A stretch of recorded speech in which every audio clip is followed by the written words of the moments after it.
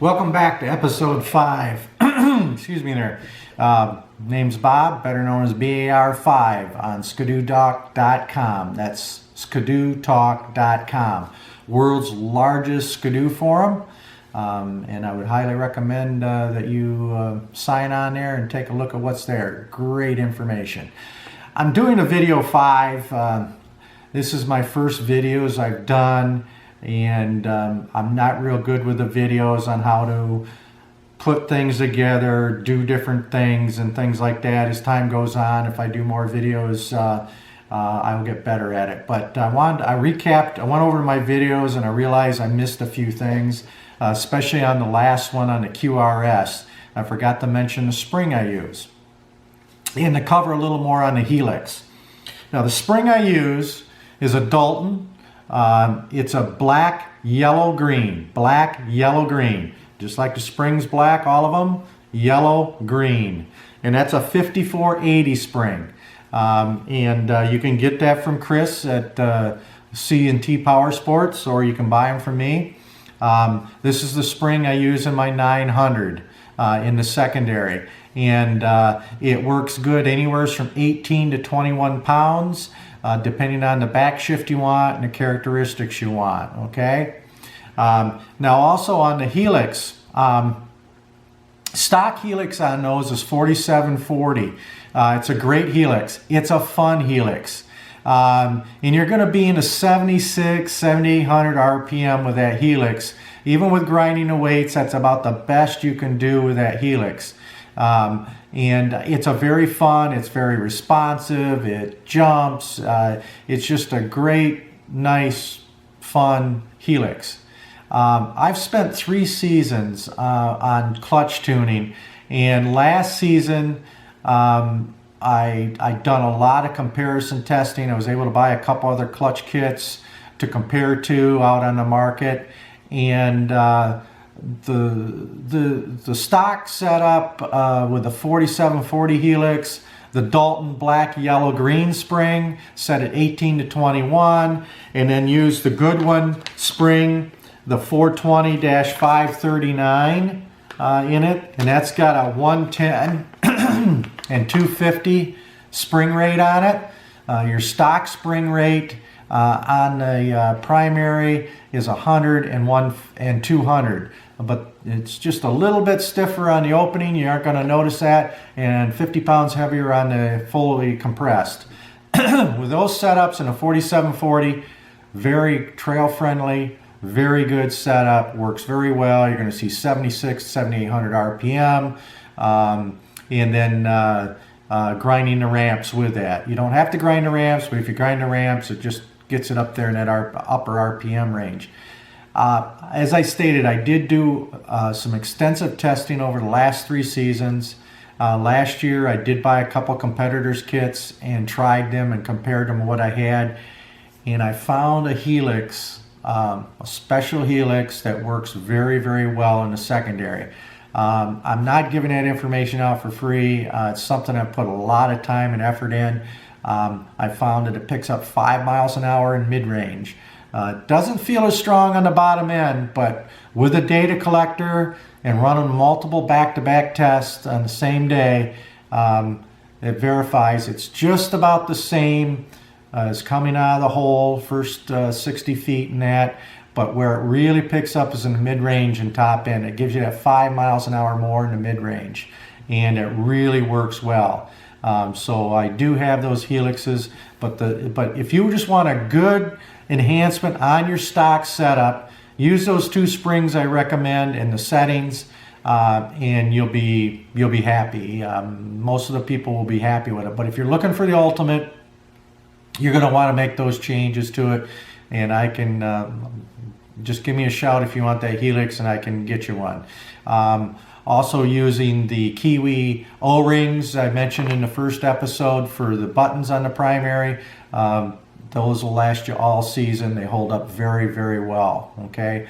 Also, it's important, and I forgot to mention it, you should blow out that primary periodically. You can do it right on the sled throughout the season. But every season, at the end of the season, I would highly recommend taking your clutches apart and cleaning them. and prepping him for the next season. Don't wait till the end of next season or the beginning of the season. It's just going to make it that much more worse, harder to clean, and then you can get your parts readily available. If you wait till the beginning of the season, sometimes there's a shortage on parts. You just can't get them.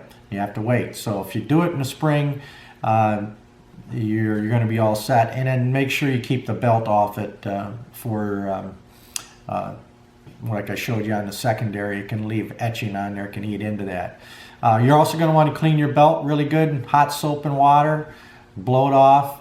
You recommend the Gates belt, the carbon fiber belt, and I got that listed in the episode. Again, you can get that belt from Chris.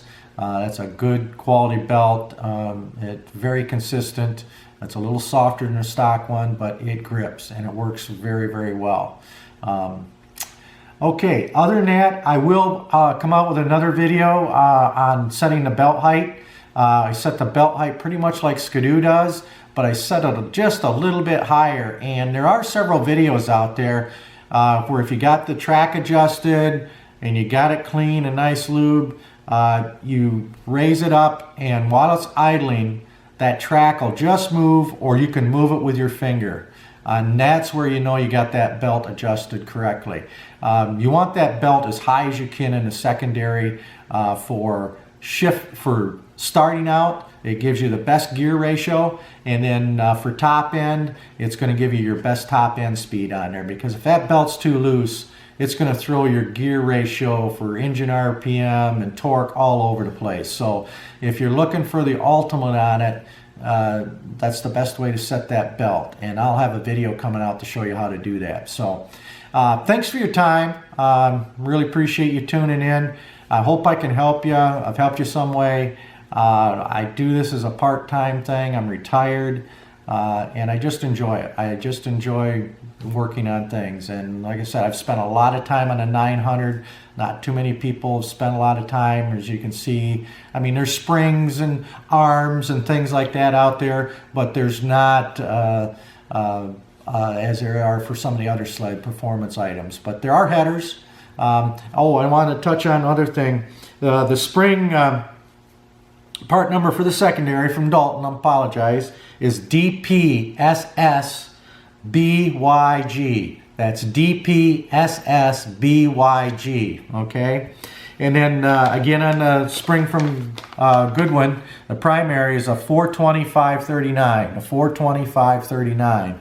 Now, I've misspoke in a couple of videos on the arms for the primary. And the primary arm that comes on the 216 model 900 Blizzard is a 749. That's a 749 arm. There's numbers on both sides, but the short three little digits 749. There is a 735 arm that I showed in the video, and it has a little hump on it. That can be ground off and then ground the tip on it, and that can also work as the weight to get you where you need in performance. And again, that weight wouldn't go any different than 36.5 grams for a stock sled. Okay, just stay right there with a stock sled. All right. And then just one more thing on the Do Talk forum, under the 1200 section, subsection is 900 Ace. You'll find my build thread. I think it's called My Build 216 Blizzard 900 Ace, NA, naturally aspirated. We've put a BRP, MBRP header on it, stainless steel header. Very nice header. If you were to build one, you couldn't do it for what they sell it to you for. It's got the two-stage piping on it. It's got a splitter where they come together down at the collector. It's also anti-reversionary. Other than the pipe at the block, it's a little bit bigger than the port, which is great. And it's just a quality product. It's stainless steel, and it's going to hold up for many, many years. We've installed that on our sled. We've modified the stock muffler. I highly recommend the stock muffler. When it's modified, there's just a slight difference in noise. You can't hardly notice it. Most people won't. We modified the airbox internally for better flow. We've wrapped the airbox in reflective material to keep the heat off it. We've also done an ECU flash and then done the clutching as you've seen here, and spent 3 seasons doing this, and extensive testing, dyno runs and that. We've dynoed at 111 plus horsepower, and that was before airbox mods, and then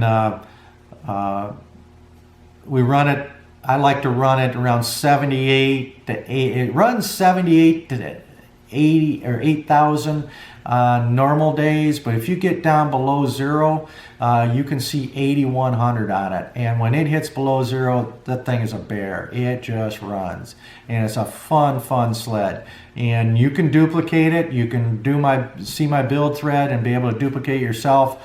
I've built a few for people and been very satisfied with them, and so it's just a fun sled, durable, and hope you find it helpful. And like I say, if you have any questions, feel free to contact me on Do Talk, and I'll be more than happy to walk you through things or help you any way I can. So thank you, and take care. Signing off.